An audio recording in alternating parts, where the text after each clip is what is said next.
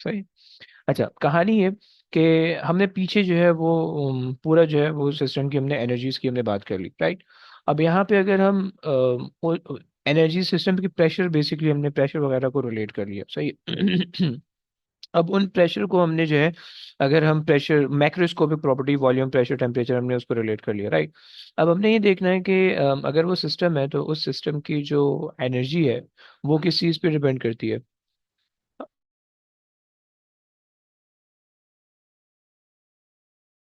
सही है। तो वो किस चीज़ पे डिपेंड करती है हमने ये देखना है, सही।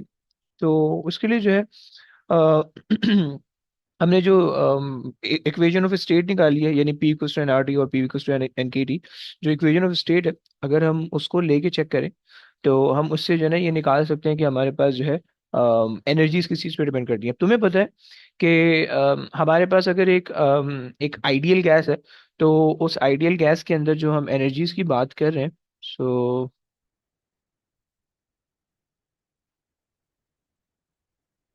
एनर्जीज इन आइडियल गैस, सही।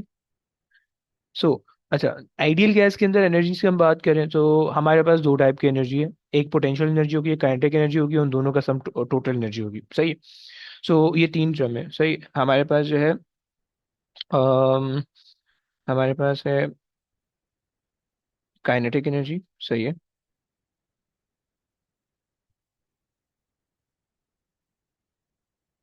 अच्छा, अब देखो पार्टिकल के मोशन बहुत सारे होते हैं, सही है। क्या आपके पास जो है ना, पार्टिकल ट्रांसलेट हो रहा है, पार्टिकल वाइब्रेट हो रहा है, पार्टिकल रोटेट हो रहा है, सही, स्पिन हो रहा है, तो ये सारी की सारी जो है काइनेटिक एनर्जी के अंदर आती है, राइट। तो ये सारे सारे क्योंकि मोशन है तो इस वजह से सारी की सारी काइनेटिक एनर्जी के अंदर है। तो अगर तो हम एक मोनोएटॉमिक गैस ले लें, सही है, तो उसके अंदर जो है हम ये सिर्फ कंसिडर कर लेते हैं कि ट्रांसलेशनल काइनेटिक एनर्जी, कि वो पार्टिकल से मूव करके एक पॉइंट से दूसरे पहुंच जा रहे हैं, सही। या आप सारी की सारी कह लो, आपकी मर्जी है, सही। तो हम कहते हैं कि भाई sum of the kinetic energy, okay, sum of all the kinetic average kinetic energy जो भी हमारे पास पार्टिकल की है, सही है। ये हमने एक चीज डिस्कस करनी है। उसके बाद जो है हमने देखना है पोटेंशियल एनर्जी। पोटेंशियल एनर्जी, अगर तुम याद करो, हमने हमने प्रीवियसली हमने ये बात कही थी कि हमारे पास आइडियल गैस की पोटेंशियल एनर्जी जीरो होती है, क्योंकि आइडियल गैस के अंदर फोर्स ऑफ इंट्रैक्शन जीरो होती है, right. So force of interaction zero होने की वजह से पोटेंशियल एनर्जी जीरो होती है, तो ये तो स्ट्रेट फॉरवर्ड सी बात हो गई, सही। लेकिन प्लीज कीप इन माइंड कि सिर्फ और सिर्फ ये आइडियल गैस के साथ रिलेटेड है।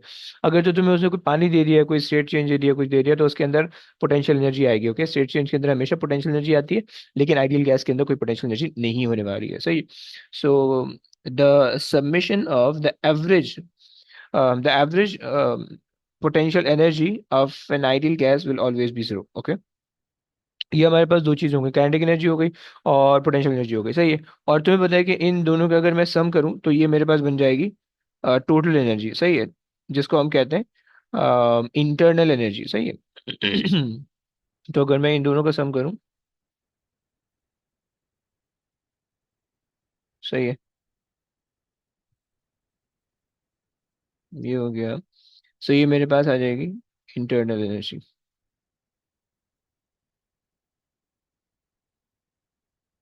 Internal energy, okay. सो ये मेरे पास है internal energy of a system, okay. So याद रखना कि इंटरनल एनर्जी के बारे में डेफिनेशन आ जाती है, सही है, कि इंटरनल एनर्जी क्या होती है। सो उसको भी हम लिख लेते हैं पहले।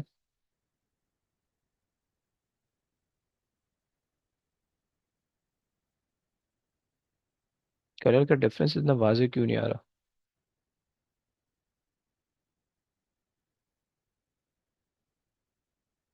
रेड और ऑरेंज के साथ I can go with purple, okay,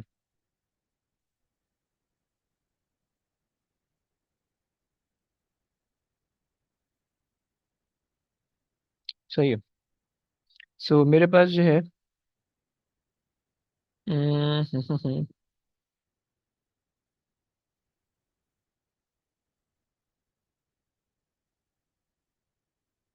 internal energy, सही। अब देखो इंटरनल एनर्जी का सीन ये है कि इंटरनल एनर्जी की जब भी डेफिनेशन आप लिखोगे तो आप लिखोगे कि it is sum of all the kinetic and potential energy of the particles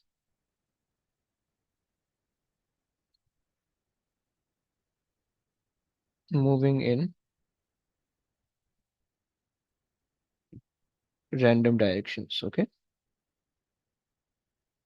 you have to mention that. Okay, 2 number की डेफिनेशन आती है, पूरा लिखोगे तो तुम्हें 2 नंबर मिल जाएंगे. सही हो गया. और ये मैं इसलिए बता रहा हूँ, ये मैं इसलिए बोल रहा हूँ क्योंकि भाई हमारे पास जो है जो पोटेंशियल एनर्जी है वो तो फोर्स पे डिपेंड करती है, फोर्स तो है नहीं.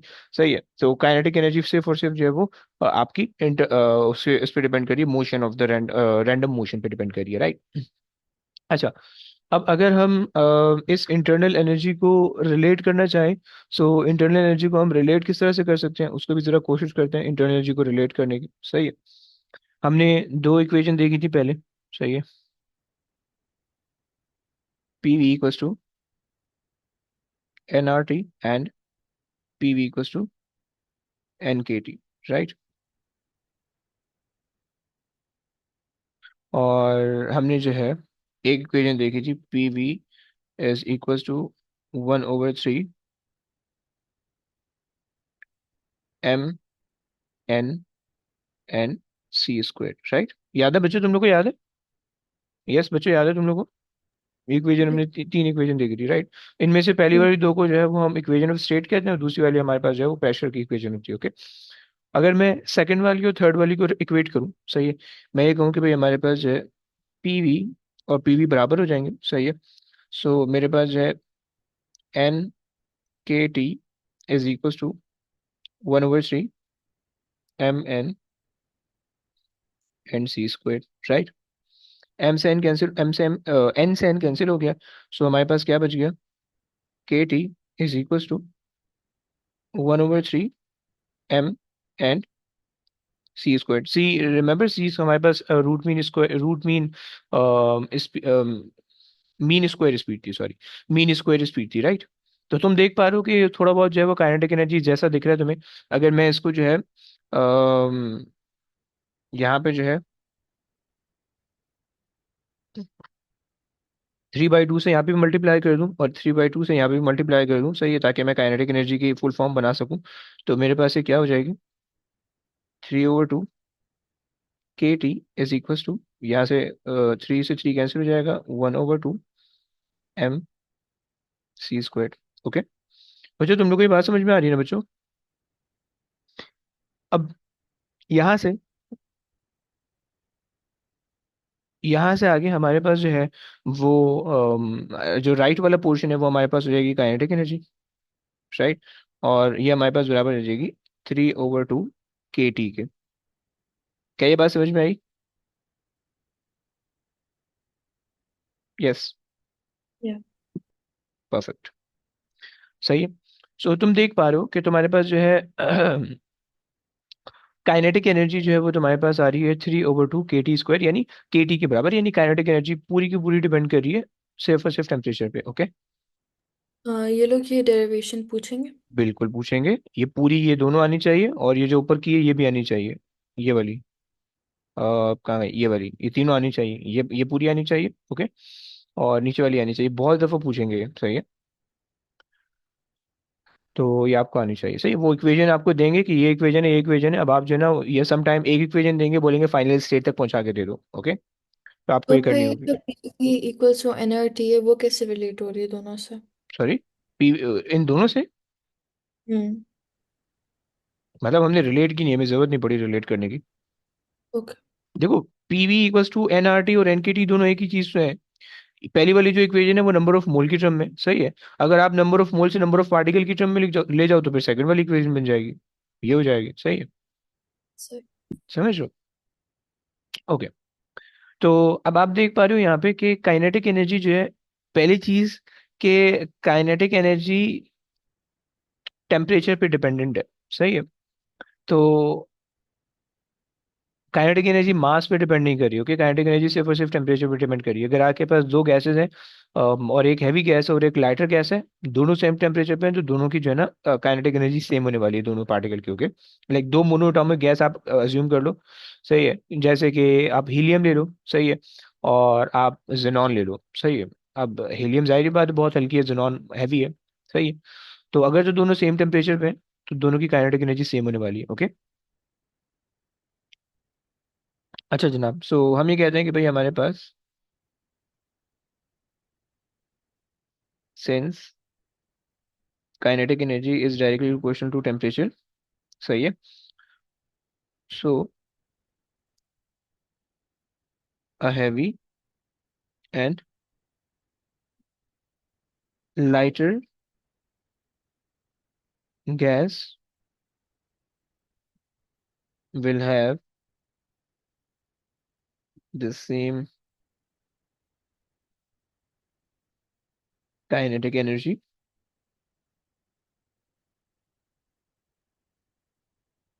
regardless of um, regardless of their masses। सही बच्चों, ये बात तुम लोग को समझ में आ रही है, their masses, सही। ये हमने बात कर ली। सो अच्छा अब अगर थोड़ा सा और आगे लेके चलें, ये तो हमने एक एक चीज जो है वो हमने इसको काइनेटिक एनर्जी को रिलेट कर लिया, राइट। अगर तो तुम्हारे पास kinetic energy of a molecule है, okay. Kinetic energy of one molecule, okay. ये तुम्हें पता होनी चाहिए, सही हो गया। अच्छा, अगर तो तुम kinetic energy of one molecule के बजाय kinetic energy of the whole gas अगर बात करो, सो वो तुम्हारे पास आ जाएगी, kinetic energy is equal to 3/2 N K N T, okay. N तुम्हारे पास बता देगा जो भी नंबर ऑफ मॉलिक्यूल आपके पास है गैस के अंदर, वो तुम्हारे पास आ जाएंगे, सही है। सो ये तुम्हारे पास हो जाएगा kinetic energy of gas, okay. Clear हो गया? याद हो कोई प्रॉब्लम? Yes. अच्छा जी, चलो यहाँ तक तो हमने internal energy of the system देख ली, सही है। अच्छा, इंटर काइनेटिक, अब अगर यहाँ से हम काइनेटिक एनर्जी को और इंटरनल एनर्जी को रिलेट करें, सही है। सो तुम देख सकते हो कि तुम्हारे पास जो है अच्छा, इंटरनल एनर्जी को यूजुअली हम यू से, कैपिटल यू से रेफर करते हैं, okay. Is equals to kinetic energy plus potential energy, right. ये तुम्हारे पास इंटरनल एनर्जी का फॉर्मूला है, सही है। तुम कहते हो कि average kinetic energy and average potential energy तुम्हारी मर्जी है, सही है। अच्छा, सो अगर हमारे पास आइडियल गैस है, so for an ideal gas, right, potential energy potential energy will be zero, right. सही हो गया, पोटेंशियल एनर्जी जीरो हो गई। अच्छा, अब पोटेंशियल एनर्जी जब जीरो हो जाएगी आइडियल गैस की, तो उस पर क्या होगा? क्या आपके पास जो है सिर्फ और सिर्फ इंटरनल एनर्जी आके बराबर हो जाएगी काइनेटिक एनर्जी के, सही।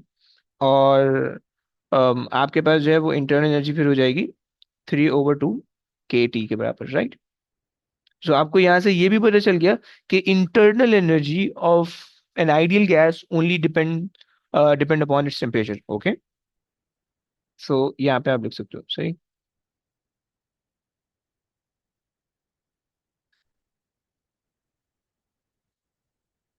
Internal energy of an ideal gas depends upon the temperature, okay. तुमसे कभी कभार ये पूछ लेते हैं कि इंटरनल एनर्जी जो है वो क्यों टेम्परेचर डिपेंडेंट है, सही हो गया। सो ये हमारे पास बात आ गई। अच्छा जनाब, अब आगे लेके चलते हैं तुम लोग को, सही। अब हमने जो है यहाँ पे मैक्रोस्कोपिक प्रॉपर्टी पढ़ी, जिसमें प्रेशर और वगैरह वगैरह चीज़ आई थी, प्रेशर वॉल्यूम टेम्परेचर आया था, और फिर उसके बाद हमने एनर्जीज देखी, right.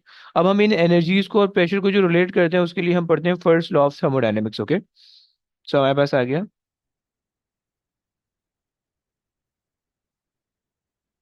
First law of thermodynamics,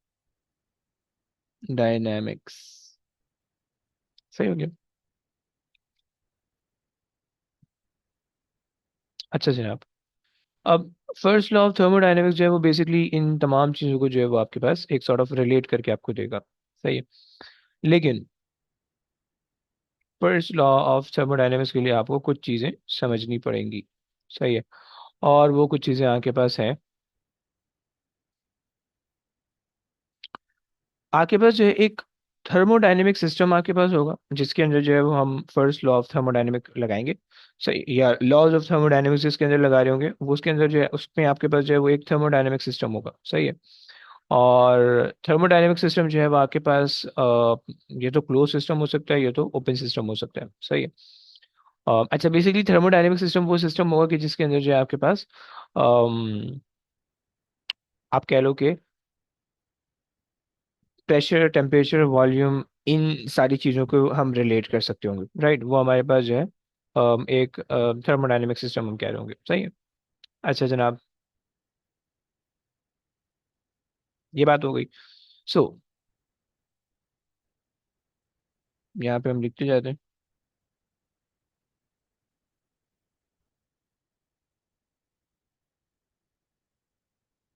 thermodynamic system. Right. सही है। जो थर्मोडायनेमिक सिस्टम जो है वो जो थर्मोडायनेमिक प्रॉपर्टीज को शो करते हैं, सही है, वो हमारे पास थर्मोडायनेमिक सिस्टम होगा। और उसके ऊपर जो है थर्मोडायनेमिक प्रॉपर्टीज के अंदर हमारे पास जो है टेम्परेचर, प्रेशर और वॉल्यूम, ये सारी चीज़ें हमारे पास आ रही हैं। सही है। सो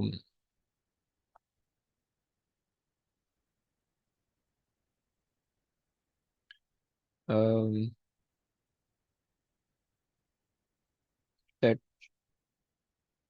shows the thermodynamic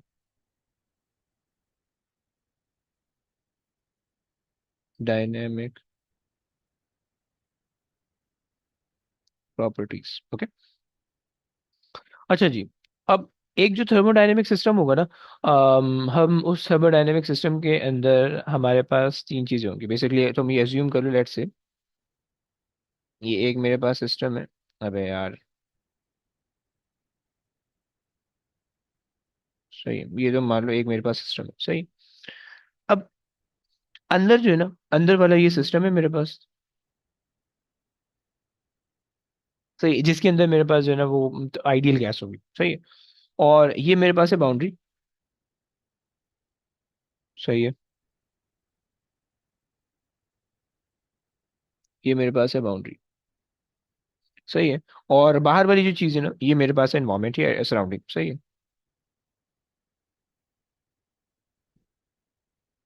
surrounding. Okay. So ये मेरे पास जो है तीन चीज़ें। अब जो हमारे पास जो एक थर्मोडायनेमिक सिस्टम होगा, सराउंडिंग उस पर इफेक्ट डाल सकती है, या सिस्टम सराउंडिंग पे इफेक्ट डाल सकता है। ओके। तो जो सिस्टम होगा हम उसको जो है वो ओपन सिस्टम मानते हैं कि सराउंडिंग उस पर काम कर सकती है, या सिस्टम सराउंडिंग पे काम कर सकता है। राइट। क्लोज सिस्टम हम नहीं कह सकते, उसको ओपन सिस्टम कहते हैं। ओके। सही है। सो यानी उसका इफेक्ट सराउंडिंग का इफेक्ट सिस्टम पे हो सकता है, सिस्टम का इफेक्ट सराउंडिंग पे हो सकता है। अगर तुम बिल्कुल बनाना चाहो कि बिल्कुल क्लोज सिस्टम बनाना चाहो, तो लाइक तुमने गैस रखी, गैस के अंदर तुमने और गैस को जो है ना तुमने आइसोलेटेड वॉल से कवर कर दिया, और जो है ना तुमसे या इंसुलेटिंग मटेरियल से तुमने उसको कवर कर दिया, और वैक्यूम वगैरह लिया है ताकि जो है ना कोई इंटरेक्शन बिल्कुल कम हो जाए। सही है। फ्रिक्शनलेस सिस्टम तुमने लगा दिया। सही है। तो उस केस के अंदर तुम बना सकते हो, लेकिन यूजुअली जो है वो हमारे पास ये नहीं होता। सही है। तो खैर हमारे पास जो ये तीन चीज़ें हैं, सही है, सराउंडिंग हो गई, सिस्टम हो गई। सही है। और सराउंडिंग का इफेक्ट सिस्टम पे, सिस्टम का इफेक्ट सराउंडिंग पे, उसको हमने देखना है। सही है। और हमारे पास ओपन सिस्टम, इसको हम ओपन सिस्टम कह रहे हैं। सही है, क्लोज सिस्टम नहीं कह रहे। चलो आगे चलते हैं। इसकी आसान सी एग्जांपल, जैसे अगर तुम्हारे पास एक केटल है, सही, चाय बना रहे हो तुम, केतली चाय बना रहे हो। सही है। तो अब तुमने उसको बंद तो किया हुआ है, जब तुम उसको हीट करोगे तो जाहिर बात है कुछ ना कुछ स्टीम उससे बाहर आएगी। राइट। और वो एक्सपैंड होके बाहर आएगी गैस। ऑल दो आइडियल गैस नहीं है, बट हम फॉर इंस्टेंट मान लेते हैं कि वो जो गैस आइडियल गैस है। तो वो सराउंडिंग वो जनस बाहर आ रही है। सही है। और जो है वो वर्क कर रही है, एक्सपैंड हो रही है। राइट। तो वो एक ओपन सिस्टम हो गया। सही। लेकिन एक प्रेशर कुकर है, सही है, वो हमारे पास जो है वो एक क्लोज सिस्टम होता है। सही हो गया। अच्छा जनाब, तो ये हमारे पास बात हो गई।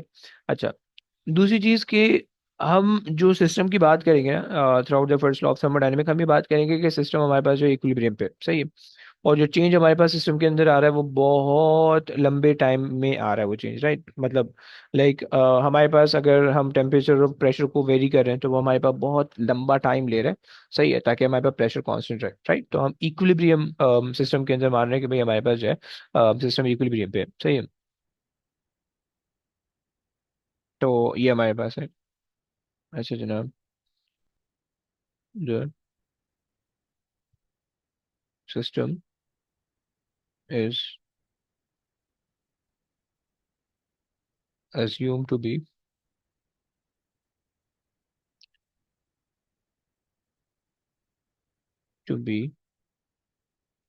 in equilibrium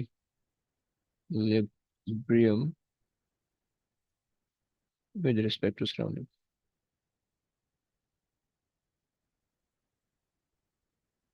सराउंड ओके, हमने assumption की हुई है। क्लियर हो गया। अच्छा जी। सो हमारे पास ये चीज़ आ गई। अब उसके बाद जो है, अब जब हम इसको आगे लेके चलेंगे, इसके अंदर जो है ना फर्स्ट लॉ ऑफ थर्मोडायनेमिक्स भी तुम लगा सकते हो, जीरो लॉ ऑफ थर्मोडायनेमिक्स भी लगा सकते हो, सही है। जो कि तुम्हारे पास था टेम्परेचर जब तुम्हारे पास कांस्टेंट होता है तो तुम्हारे पास थर्मल एनर्जी या हीट ट्रांसफर वो तुम्हारे पास खत्म हो जाता है, ओके। सो यहाँ पे भी फिलहाल जो है वो हम फर्स्ट लॉ ऑफ थर्मोडायनेमिक्स लगाएंगे। फर्स्ट लॉ ऑफ थर्मोडायनेमिक्स में क्या करेगा कि तुम्हारे पास जो सराउंडिंग है, अगर तुम सिस्टम पे हीट डालोगे तो क्या होगा, सिस्टम एक्सपैंड होगा। सिस्टम को कूल डाउन करोगे, कॉन्ट्रैक्ट होगा, ओके। यह जो है उसी का ये तुम्हारे पास एक काम हो सकता है, सही है। और इसी तरह से तुम इस सिस्टम के अंदर क्या कर सकते हो, इंटरनल एनर्जी बढ़ाने के लिए ये सिस्टम अगर खुद ही बखुद वर्क डन करे विदाउट प्रोवाइडिंग एनी हीट, तो इस पे क्या फर्क पड़ेगा, राइट। ये सब चीज़ें हम देखते हैं, आओ। सो हमारे पास जो है जो फर्स्ट लॉ ऑफ थर्मोडायनेमिक्स है, इन सारी लंबी करने के बाद जो फर्स्ट लॉ ऑफ थर्मोडायनेमिक्स है वो बेसिकली आपके पास होता है in an isolated system the total energy of the system remain conserve, right. And the system can the energy can neither be created nor destroyed, it just change it form, सही। ये जितनी सारी statement तुमने पढ़ी, ये सारी Newton, ये सारी जो है वो फर्स्ट लॉ ऑफ थर्मोडायनेमिक्स से रिलेटेड होती है, ओके। सो यहाँ पे हमने बस ये बात करनी है कि इन एन आइसोलेटेड सिस्टम और in a close system the total energy is conserve, it only change it form, okay. ये हमने देखनी है, सही। सो अब हमारे पास जो एनर्जीज है वो हमारे पास आ रही है ई, ये यू ले लेते हैं। U is equals to Q plus W, सही हो गया। अच्छा जी। अब इसके अंदर सीन ये है कि इसकी जो ना बहुत सारी वैसे डिफरेंट फॉर्म्स होती हैं, सही है। सो आप इसको इस तरह से भी लिख सकते हो, या आप इसको इस तरह से भी लिख सकते हो। क्यू ले लो, Q is equals to U plus W, सही है।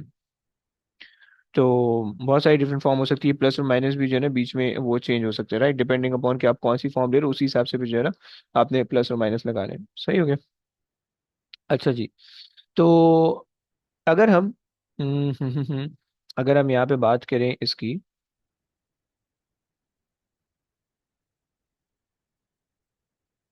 यू प्लस डब्ल्यू, हम जो है ना ये वाली सिस्टम की बात करते हैं, इसको छोड़ो, इसको देखते हैं क्योंकि ज़्यादा से जो है वो हमारे पास ये वाला आ रहा होता है, सही है। अच्छा, अब इसके अंदर हमारे पास तीन वेरिएबल है, सही है, और वो तीन वेरिएबल हमारे पास है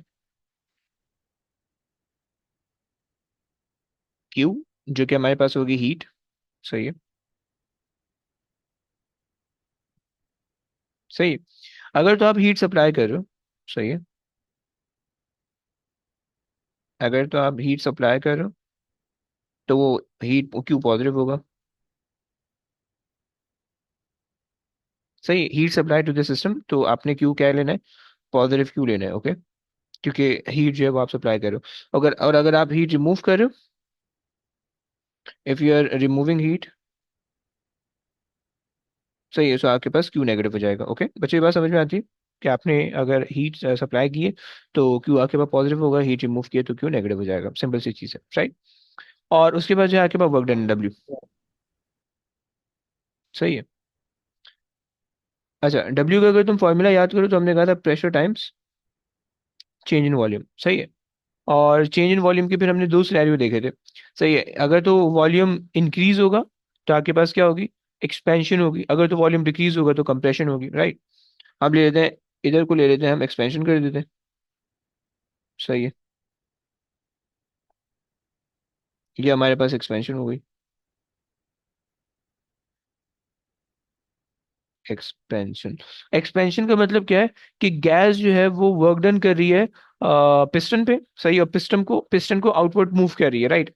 तो gas is doing the work done against the surrounding, right, surrounding को ऊपर पुश कर रही है bye pushing the piston up, okay. तो ये हमारे पास एक्सपेंशन है। एंड जब भी हमारे पास एक्सपेंशन होगी, so we have to use the work done as negative review, क्योंकि गैस से वर्क डन, हम गैस को रिस्पेक्ट बना के काम कर रहे हैं, ओके। गैस हमारे पास जो है रेफरेंस पॉइंट है, सही है। सो गैस अगर लूज करिए तो हमारे पास नेगेटिव आ जाएगा, ओके।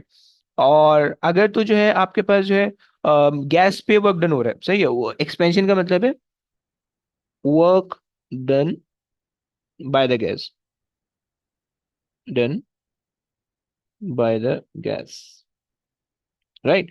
यानी आपके पास जो है गैस ने अपनी एनर्जी लूज की है, राइट, या गैस ने अपने जो है ना अपने अंदर अपनी जो एनर्जी स्टोर थी वो गैस ने लूज की है, राइट। तो इस वजह से हम नेगेटिव साइन लगा रहे हैं, ओके।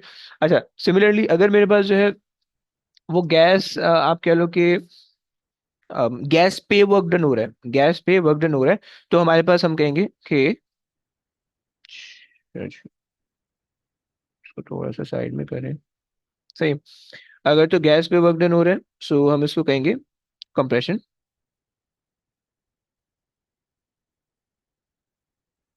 Compression, okay. और कंप्रेशन के अंदर जो है वो हमारे पास हम ये कहते हैं कि work done, done on the gas, सही। So work done on the gas जो है वो कंप्रेशन के अंदर हो रहा है, और यहाँ पे हमारे पास आ रहा है, इसको हम रेफर करेंगे प्लस डब्ल्यू से, ओके। सो ये फॉर्मूले के अंदर जो प्लस डब्ल्यू होगा या माइनस डब्ल्यू होगा, ये आपको क्या बता रहा है, इस स्टेट के अंदर ये फॉर्मूला आपको क्या बता रहा है, if you have a positive Q and positive you and positive W, right. तो इस केस के अंदर आपको क्या बता रहा है, you are supplying heat, your internal energy is increasing, and as well as your work done is also work done on the gas, right. वो हो रहा है, तो सही है। तो अब आपके पास ये हो जाएगा, ये आपके पास तीन चीजें आ रही हैं, क्लियर। अच्छा जनाब, चलो आगे लेके चलते हैं इस कहानी को। ये तीन वेरिएबल जो है ना वो आपने समझना जरूरी है, सही है। अच्छा, अब अगर हमारे पास एक क्लोज सिस्टम है, तो उस क्लोज सिस्टम के अंदर जो है वो हमारे पास जो total change in internal energy होगा वो जीरो होगा, ऑलवेज याद रखना, सही है। जो हमारे पास जो है ना वो एक सिस्टम होगा, उसके अंदर चेंज इन इंटरनल एनर्जी हमेशा आपके पास जीरो होने वाला है, ओके। तो इस चीज को आपने जरा अपने जहन में रखना है, सही है। In any system the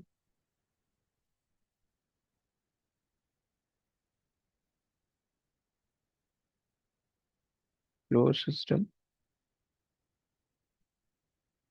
the change in internal energy will equal to zero, सही, ऑलवेज, सही। अच्छा जनाब, चलो।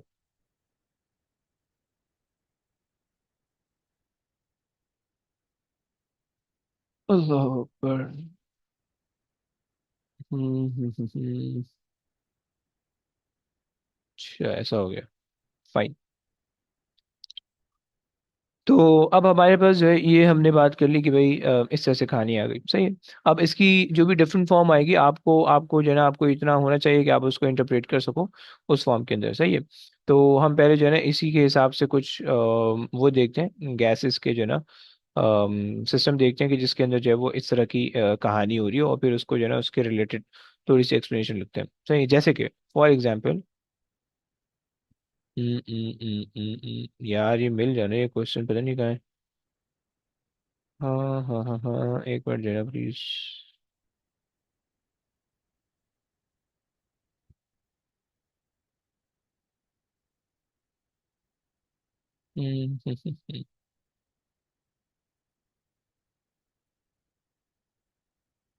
ये आ गया,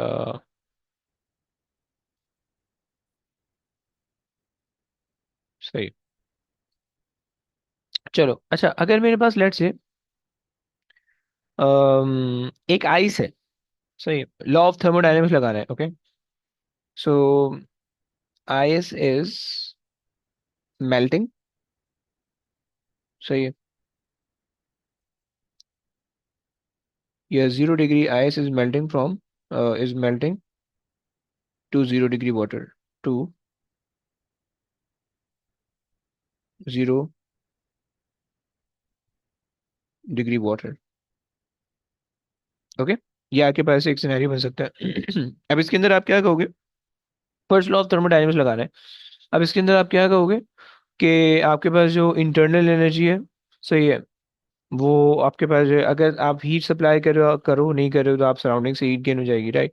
सो आपके पास जो है वो क्या होगा कि इंटरनल एनर्जी पे बेसिकली कमेंट करना है, इंटरनल एनर्जी पे क्या फर्क पड़ेगा।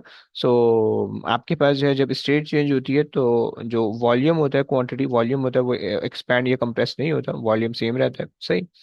लेकिन जो आप हीट सप्लाई कर रहे हो, वो आपके पास क्या होगा, इंटरनल वो हीट जो होगी आपके पोटेंशियल एनर्जी को इंक्रीज करने में चली जाएगी, राइट, यानी बॉन्ड ब्रेकिंग के अंदर चली जाएगी। तो आपके पास इंटरनल एनर्जी इंक्रीज हो जाएगी इस केस के अंदर से। हम ये लिखेंगे कि भाई अ,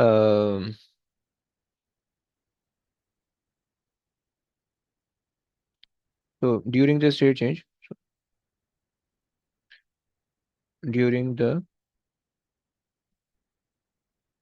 change the volume remain constant, एक बात हो गई, सही है। सो work done will be zero, सही है। अच्छा जनाब,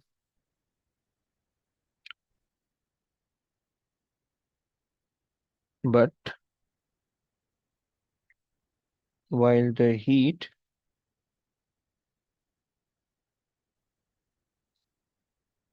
breaks the bond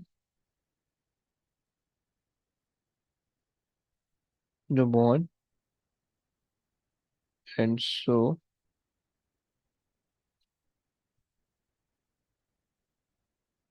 the potential energy increases, right? While the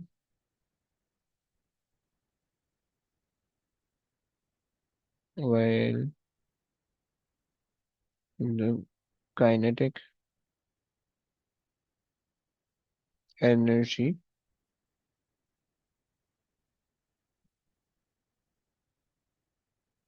remains the same, सही है। So total टोटल के बजाय इंटरनल कर देते हैं, internal energy increases. So internal energy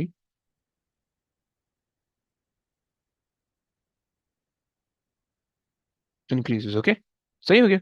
so one of the case जिसके अंदर स्टेट चेंज हो रही है, तो उसके अंदर तुमने ये बता दिया, सही है, केस के अंदर तुम्हारे पास इंटरनल एनर्जी इंक्रीज हो रही है, और ये खैर तुमने सारी बातें बता दी। अच्छा, दूसरी चीज हमारे पास आती है कि अगर अगर हमारे पास कोई चीज ब्रस्ट हो रही है, कोई चीज फट रही है, सही, कोई गैस, किसी किसी चीज के अंदर गैस ही हम अज्यूम कर लेते हैं कि उसके अंदर जो है ना आइडियल गैस ही, ओके, लाइक बलून मान लो, बलून के अंदर आइडियल गैस है और वो बलून जब फट गया, सही है, ब्रस्ट हो गया, सही है, तो अब क्या होगा कि अगर हम ये कहें कि जो बलून ब्रस्ट हुआ है, तो ऑब्वियसली बात है जो गैस होगी वो एक्सपैंड होगी, राइट, और वो गैस जो है वो सराउंडिंग के अगेंस्ट वर्क डन करेगी, एक्सपैंड होगी, सही है। तो लेकिन हम ये कह रहे हैं कि भाई कोई हीट ट्रांसफर नहीं हो रही, सही, हम ये अज्यूम करें ताकि सिस्टम आसान बन जाए, क्योंकि वरना कॉम्प्लेक्सिटी हम नहीं चाह रहे सिस्टम के अंदर, क्योंकि हम आइडियल गैसेस डिस्कस ही इस वजह से कर रहे हैं ताकि हमारा सिस्टम आसान रहे, राइट। रियल गैसेस डिस्कस करेंगे तो फिर सिस्टम कॉम्प्लेक्स हो जाएगा, ओके।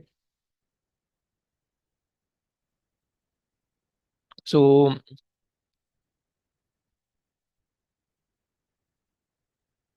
हम ये कह रहे थे कि क्वेश्चन हम लिख ले जाएं कि भाई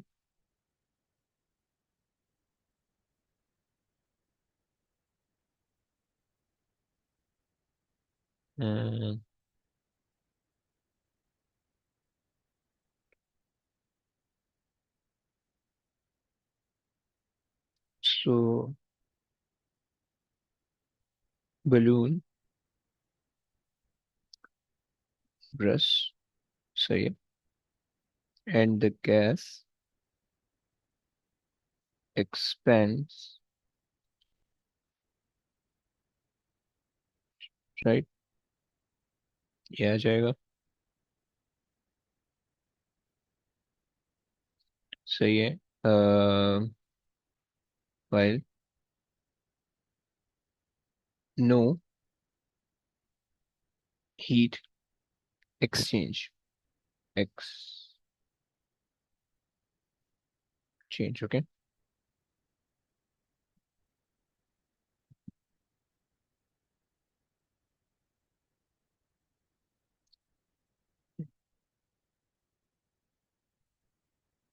सही है। अच्छा जी, तो इसके अंदर क्या होगा, इसके अंदर इंटरनल एनर्जी पे किस तरह से चेंज आएगी, दोनों के अंदर जो है ना इंटरनल एनर्जी पे हम बात करें, सही है। हम ये कह रहे थे कि भाई व्हाट हैपन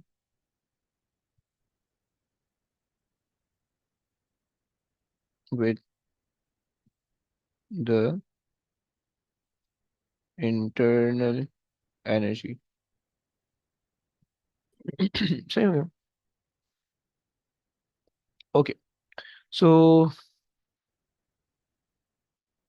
अब यहाँ पे भी हम कहानी लिख लेते हैं। यहाँ पे हम कहानी क्या लिखेंगे, आप ये कह दो कि भाई अम, अगर आप फर्स्ट लॉ ऑफ थर्मोडायनेमिक्स याद करो, तो हमने कहा कि भाई Q is equal to U plus W, right. So Q पे तो कोई फर्क नहीं पड़ रहा, सही है। कि ना आप हीट सप्लाई करो, ना हीट कोई एंटर हो रही है, ना लूज हो रही है, राइट। यू आपके पास जो है वो इंटरनल एनर्जी, उस पर आपने कमेंट करना है, डब्ल्यू जो है वो आपके पास गैस एक्सपैंड हो रही है, ओके। सो गैस अगर आप डब्ल्यू को वहां पे मूव करोगे तो आपको पता चल जाएगा नेगेटिव आ रहा है। और अगर आप वैसे भी सोचो तो आपके पास क्या हो रहा है, गैस एक्सपैंड हो रही है। एक्सपेंशन का मतलब होता है कि नेगेटिव साइन, राइट। और नेगेटिव साइन आपको क्या बताएगा कि आपके पास एक्सपेंशन हो रही है, और वही नेगेटिव साइन आपको ये भी बता देगा कि एक्सपेंशन का मतलब है कि गैस अपनी एनर्जी लूज कर रही है सराउंडिंग में, ओके। इसका मतलब है कि गैस की इंटरनल एनर्जी कम होनी चाहिए, ओके। सही हो गया। हमने कहा कि भाई हमारे पास the gas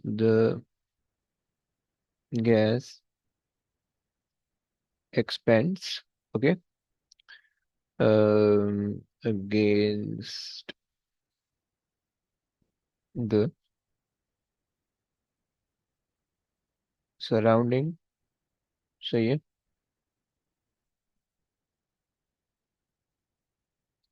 um, so it does work done and loses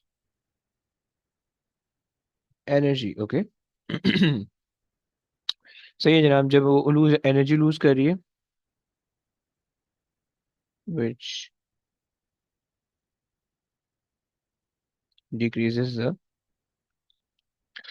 um, loses the energy which decreases the internal energy।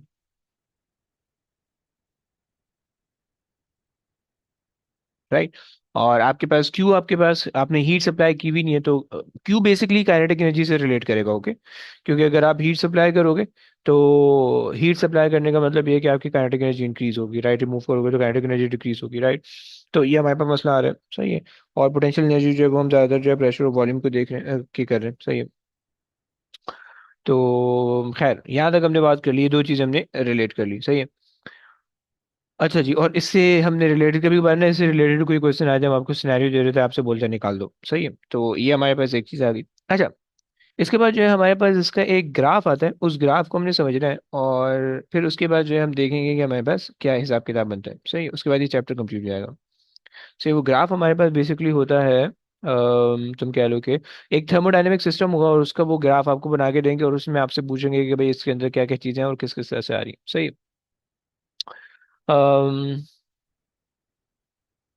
So let's say कि भाई आपके पास जो है वो एक ही सिस्टम है,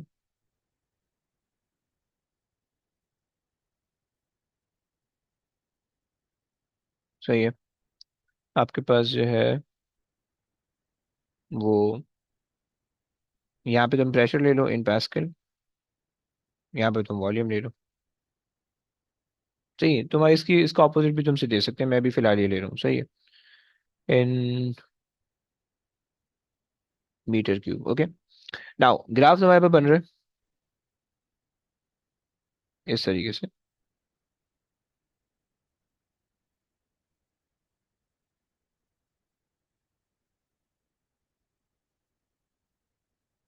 ओके, लाइक दिस। अच्छा लेट्स से कि भाई मेरे पास जो है वो ए, बी और सी, सही है, साइकिल हमारे पास यूं चल रही है, ये सिस्टम, ये और ये। ओके, ये इस तरह से जो है वो हमारे पास साइकिलिंग साइकिल चल रही है इस पूरे, मतलब एक आइडियल गैस है। तुम इसको अज्यूम कर सकते हो कि तुम्हारे पास एक एक गैस है, पिस्टन, एक गैस है, कंटेनर के अंदर उसका पिस्टन है, राइट।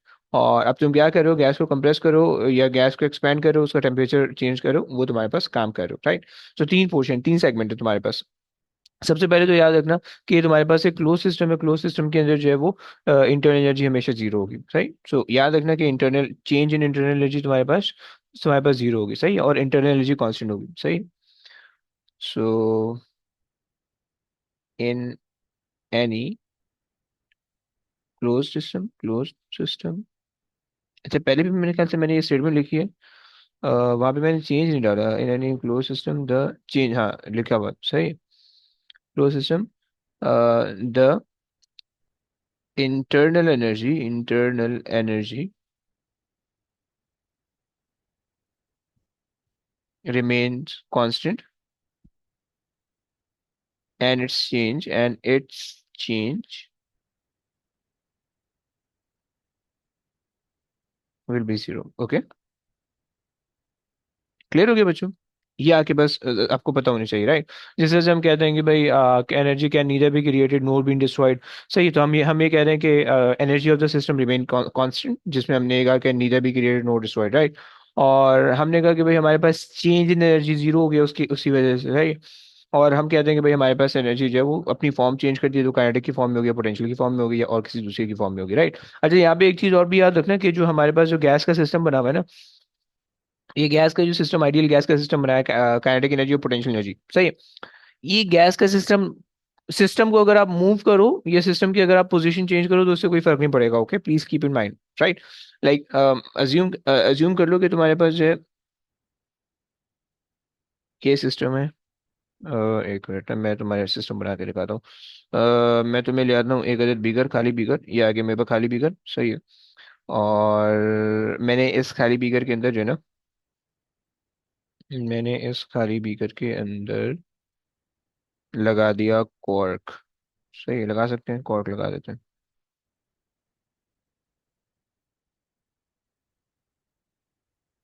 अबे यार ये तो अजीब सा हो जाएगा नहीं, उसका प्रोपोर्शन आएगा, ये लग गया कॉर्क, सही है। इसको पीछे ले जाते हैं और इसको आगे ले जाते हैं, अरेंज, सेंड बैक, कोई फायदा नहीं होगा, कुछ भी फायदा नहीं होगा, डिलीट, कोई दूसरी चीज इसको, ये काम चला लेगा, ओए होए, ये काम चल जाएगा, सही। हमने सिस्टम को क्लोज कर दिया, सही। हमने लगाया ऊपर ढक्कन, सिस्टम हो गया क्लोज, सही। अब तुम्हें लग रहा है नहीं लग रहा, मैं कुछ नहीं कर सकता, लेकिन मैंने कोशिश कर ली, सही। सिस्टम क्लोज हो गया, लेट्स से इसके अंदर जो कुछ गैस के मॉलिक्यूल हैं, सही है, और लाइक दिस, सही है। और इन्हीं को हम डुप्लीकेट कर लेते हैं, आए, अबे पूरा सिस्टम ही डुप्लीकेट हो गया, लो,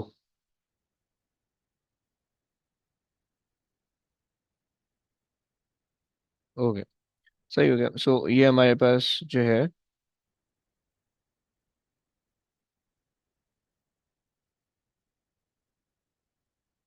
सही है, ये हमारे पास कुछ मैंने गैस के मॉलिक्यूल बनाए, राइट। अच्छा अब क्या सीन है कि मैं क्या बताना चाहता था, जो बता रहा था वही भूल गया। हमने हमने हमने बात की थी कि भाई हमारे पास जो सिस्टम है क्लोज सिस्टम है, सही। अच्छा हाँ सॉरी, याद आ गया। हमारे पास जो सिस्टम है, लेट्स से ये पूरा एक सिस्टम है, इसके अंदर जो है ना गैस है, और उस गैस के कुछ मॉलिक्यूल है, ये तुमने मैंने रखे हुए, ओके। अच्छा अब सीन ये है कि अगर मैं इस पूरे कंटेनर को उठा के 10वें माले पे ले जाऊं, सही है, तो उससे मेरी पोटेंशियल एनर्जी में कोई फर्क नहीं पड़ेगा, ओके, सही है। इस पूरे सिस्टम को उठा के अगर मैं 10th फ्लोर पे ले जाऊं, तो मेरे सिस्टम पे कोई फर्क नहीं पड़ेगा, राइट। ग्रेविटेशनल पोटेंशियल एनर्जी इस पे कोई फर्क नहीं डालेगी, नेग्लिजिबल होगी, राइट। क्योंकि मास ऑफ द पार्टिकल हम नेग्लिजिबल कह चुके हैं, राइट, या साइज ऑफ द पार्टिकल हम नेग्लिजिबल कह चुके हैं, ओके। एक चीज। दूसरी चीज, अगर मैं इसको जो है ना ट्रेन के अंदर रख दूं, मूव करना शुरू कर दूं, सही है, तो उसकी वजह से इसकी काइनेटिक एनर्जी पे कोई फर्क नहीं पड़ेगा, सही है। सिस्टम की काइनेटिक एनर्जी पे कोई फर्क, यानी हमारे पास जो काइनेटिक एनर्जी हम बात करें वो पार्टिकल की बात करें, यानी पार्टिकल की काइनेटिक एनर्जी, ट्रेन की चलने की वजह से पार्टिकल की काइनेटिक एनर्जी पे कोई फर्क नहीं पड़ेगा, ओके। सही हो गया। सो पार्टिकल की जो काइनेटिक एनर्जी है वो टेम्परेचर पे डिपेंड कर रही है, और टेम्परेचर आएगा हीट सप्लाई की वजह से, ओके। वो हीट सप्लाई जब आप करोगे तो वो चेंज होंगी, क्लियर हो गया। सो ये हमने दो चीजें हमने देखी हैं, क्लियर है। कि अगर तो मैं इस सिस्टम को उठा के इसकी पोजीशन चेंज कर रहा हूँ, ऊपर ले जाऊं या नीचे ले आऊं, तो उसकी वजह से पोटेंशियल एनर्जी पे कोई फर्क नहीं पड़ेगा। और अगर मैं इसको मूव करने स्टार्ट कर दूं तो उसकी वजह से काइनेटिक एनर्जी पे कोई फर्क नहीं पड़ेगा, आइडियल गैस की, okay. So ideal gas is independent of the location या position of the system and the motion of the system, okay। क्योंकि अभी हम सिस्टम की बात ही नहीं कर रहे हैं, अभी हम सिर्फ जो है ना उसके अंदर के पार्टिकल की बात कर रहे हैं, सो सिस्टम को अपने मूवमेंट या उसकी लोकेशन पोजीशन कोई फर्क नहीं डालेगी, ओके।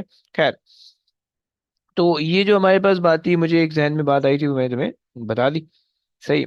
अच्छा जी, अब आगे लेके चलते हैं तुम्हें थोड़ा सा, वापसी आ जाओ इस डायग्राम पे, सही। इस डायग्राम में तीन प्रोसेस है, ए से बी जा रहा है, बी से सी आ रहा है, और सी से वापसी ए आ रहा है, सही है। अगर तो तुम ए से बी की बात करो, सही है, तुम अगर ए से बी को देखो, सही है। सो तुम्हारे पास ए से बी में जो है वो प्रेशर चेंज हो रहा है, और वॉल्यूम के हिसाब से प्रेशर और वॉल्यूम का इनवर्स रिलेशन बन रहा है, तो यहाँ पे क्या चीज कांस्टेंट होनी चाहिए, टेम्परेचर कांस्टेंट होना चाहिए, ओके। टेम्परेचर कांस्टेंट, क्योंकि हमने बात की थी कि हमारे पास जो सिस्टम हुआ करेंगे उसके अंदर जो है तीन प्रॉपर्टीज, टेम्परेचर, प्रेशर, वॉल्यूम में से एक कोई भी एक चीज कांस्टेंट हुआ करेगी, ओके। सो यहाँ पे टेम्परेचर कांस्टेंट है। टेम्परेचर कांस्टेंट का मतलब है ना तो कोई क्यू आपने सप्लाई किया, ना तो कोई क्यू आपने रिमूव किया, तो इसका मतलब है ये तो जीरो हो जाएगी, ओके। एक चीज। अच्छा, अगर आपने क्यू को सप्लाई भी नहीं करना, क्यू को रिमूव भी नहीं करना, तो आप इस सिस्टम को बहुत स्लो स्लो मूव करोगे, ओके। मतलब अब ऐसा नहीं कि बहुत तेजी से जो है इसको इसको जो है ना मूव कर दो, वरना फिर जो है वो ये सिस्टम इक्विलिब्रियम से हट जाएगा फिर, ओके।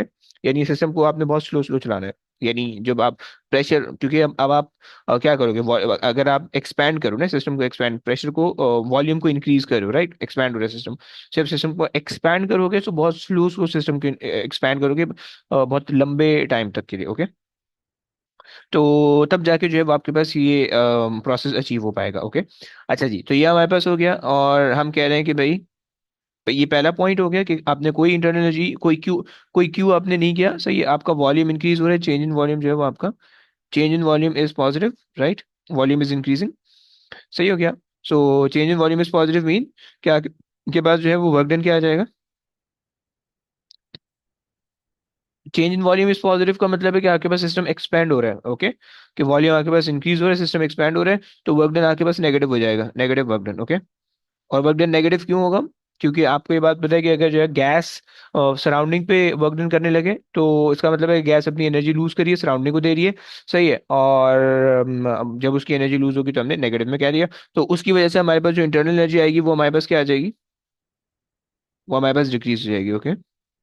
सो इस केस के अंदर जो इंटरनल एनर्जी होगी ई, या यू कह देते हैं, यू से हम रेफर करते हैं, सही है। सो ये हमारे पास हो जाएगी decrease, sorry, you will be negative, okay. Negative कह दो, लेस देन जीरो कह दो, सही, तो ये आपके पास डिक्रीज हो जाएगी, ओके। अच्छा जनाब, अगर तुम बी से सी आ रहे हो, सही। सो अगर तुम आ रहे हो बी से सी, सही है। सो अब बी से सी पे तुम्हारे पास प्रेशर कांस्टेंट है, सही है, प्रेशर कांस्टेंट,